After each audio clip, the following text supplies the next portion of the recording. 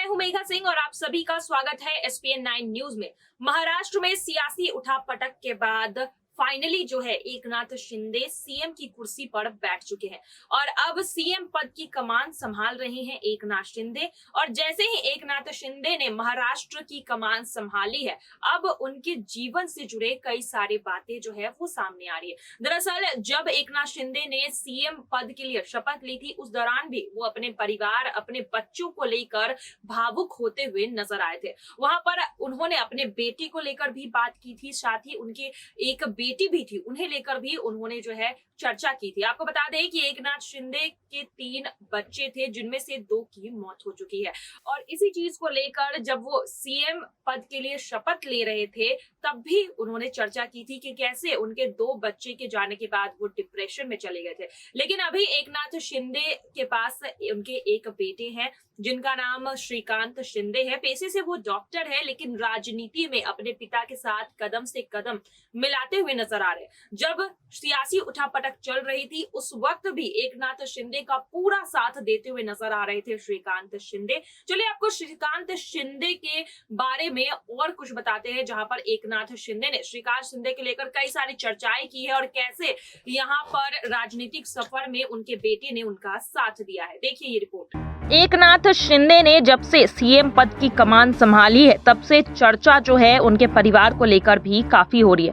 दरअसल एकनाथ शिंदे के बेटे श्रीकांत शिंदे ने पूरी तरह से अपने पिता का साथ निभाया और आज जिस तरह से एकनाथ शिंदे सीएम पद की कमान संभाल रहे हैं, उसे लेकर भी पूरा साथ देते हुए नजर आ रहे थे श्रीकांत शिंदे।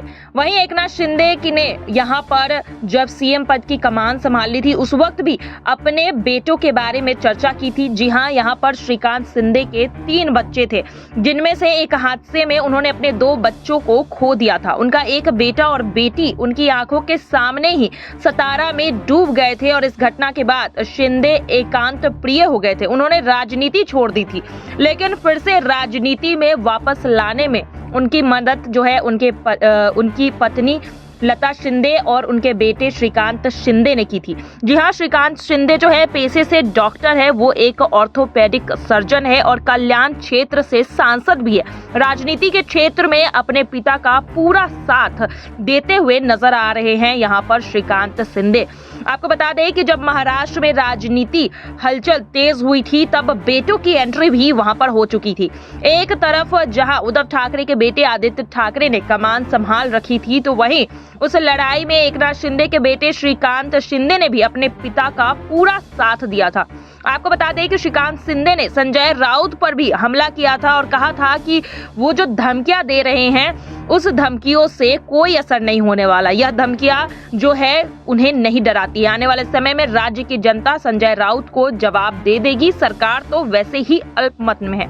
जहां श्रीकांत शिंदे ने कहा था कि शिवसेना तो बाला साहेब ठाकरे की है और हमारी लड़ाई अब कोर्ट में पहुंच गई है। उन्होंने हिंदुत्व और बगावत करने के सवाल पर भी जवाब देते हुए कहा था कि शिवसेना एक हिंदूवादी पार्टी है और एकनाथ शिंदे ने हमेशा ही राज्य के हित में काम किया है और बगावत करने के बाद भी उन्होंने एक बार फिर राज्य हित में ही काम किया है।